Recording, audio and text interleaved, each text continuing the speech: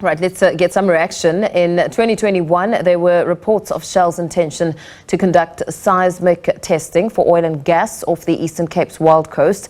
Conservationists raised the alarm on the danger to the Wild Coast's rich biodiversity. Mobilising their community, Nonhle, Mbuthuma and Sinegugu Zukulu managed to secure legal intervention, asserting the rights of the local community to protect their marine environment. Sinegugu and Mbuthuma were awarded the Goldman Environmental Prize for their championing of environmental conservation. We're joined now by one of the winners, Nonhle Mbuthuma of Amadiba Crisis Committee, to discuss her community's efforts to protect their local biodiversity and way of life from profiteers. A very good evening to you. Thank you so much for your time. Perhaps let's start off with congratulations being in order for bagging that award. Of course, very, very impactful in terms of the work that you've been doing. Talk to us about your win and what impact it's had on the work that you do.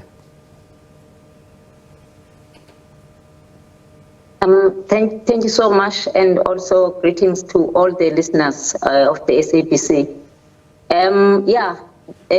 This award, it was a big surprise, which is something that as activists, we never expecting that we can get such a recognition. And also as indigenous communities, because the work that we are doing on the ground is not just only the work of the communities, but it's the work that for the entire world, which is to save the Mother Earth. And that it was a big recognition to our communities. We know that as you and I speak, some developments around energy giant Shell have started. I mean, the company plans on exiting South Africa, and it says it will in turn sell its downstream assets, which effectively means over 500 service stations it operates in the country. Having your run-in with Shell and the strides that you took to court to really ensure that you protect the environment, what does this what is your reaction upon hearing of Shell's business moves?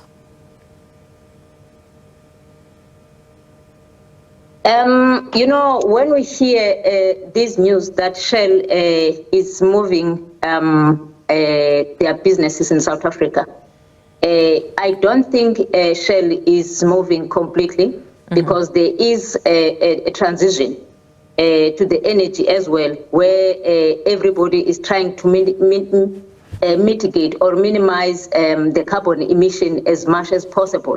Right now, I've seen that in other countries, they also change the mode of transport from fossil fuel to electric cars, which is mostly the big corporations right now. They are also trying to position themselves. This is the thing that also we call upon to all the big corporations to not investing money to fossil fuel, because they must invest money to renewable energy, because the global crisis that we are facing is quite huge and is dramatical to all over. And I heard that Shell also closing some other places because of the floods, which is impacted by the fossil fuel, where Shell they want to explore in our Wild Coast. Right now, we hope that Shell is going to go to the right direction, where everybody is trying to save the Mother Earth as much as we used to need Mother Earth. But right now, we need more biodiversity as before. And that's a very valid point that you make about your hopes that Shell is going in the right direction, more so because the company's faced a lot of controversy over the way in which it has approached, their dealings. They've been accused of a flawed climate security strategy. Talk to us about what happened in 2021 and the big strides you made in protecting the environment along the Eastern Cape's coast. The 2021, if I remember correctly, it was November, we heard that Shell is planning to do the seismic survey in our Wild Coast beaches, where they were going to blast to the deep sea underground in order to see if there is gas or oil, how much gas and oil that we have. It was a big shock to hear that Department of Minerals and Energy already give the permit to Shell to do the seismic survey. It was a shock, a big shock to us. But when we tried to speak to Shell and also Department of Environment, they were not giving any ear to be listened.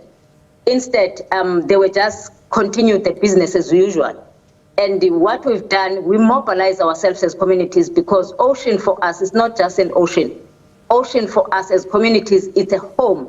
It's where we depend on ocean for our livelihood.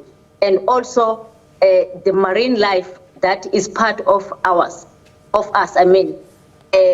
Now, when we just see that they are not willing to listen, and we take Shell to court, where we just put it clear that there was no consultation at all with the coastal communities.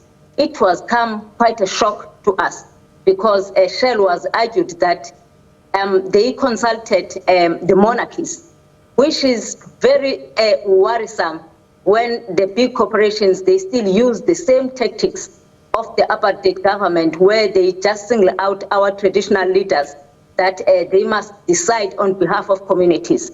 And we just said that in court, no, we have a voice as communities, and we have a right to determine our own future, not by the corporates. Yeah, which was a fantastic move. We won,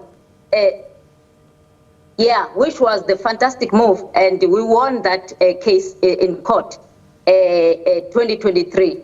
Where it stated also clear that the customary law that is being recognized by our constitution to practice spirituality cultures is part of our right. Now, nobody can take away that right. And also, we also looking at that Shell and Department of Environmental, of Minerals and Energy, they did not consider at all the global crisis that we are facing. And looking at the community today and what could have happened had you not raised your hand and raised the alarm on what could have happened. I mean, you speak about how it could have affected marine life, but we know that it would have had a ripple effects, affected farming, affected the quality of the soil, agricultural life. What stands out as you look at your community today, and what danger it was almost involved in? You know, the danger that was almost happened is where we're going to lose our livelihood, which is the economy of Eastern Cape. Because when you do the seismic survey, you do blasting where you disturb the marine life. Some, they've been affected to the hearing, lost the hearing completely, and also the growth of marine life, and also the reproduction. Now, if those been affected, it means that our livelihood also is being affected, because there will be no more giving birth of crayfish, no more giving birth of fish. We're going to have a lack of the seafood that as communities that we are dependent on. And also oil and gas, it was not going to be end only in the ocean. It was going to be also end to the land where they're going to transport. And once it's landed to the land, it means that our agricultural product also is going to be affected, because we've seen in the Niger Delta in Nigeria how the rivers are being affected, how the agricultural product is being affected. Now, if they said they will do better on the World Coast, why they did not do better in Nigeria? Yeah, very good point. Thank you so much for weighing in on this discussion. We're going to have to leave it there for now. Thanking award-winning Nonhle Mbuthuma of Amadiba Crisis Committee, discussing, of course, and giving us a picture of the community's efforts in protecting local biodiversity and the way of life from profiteers like the attempts by Shell.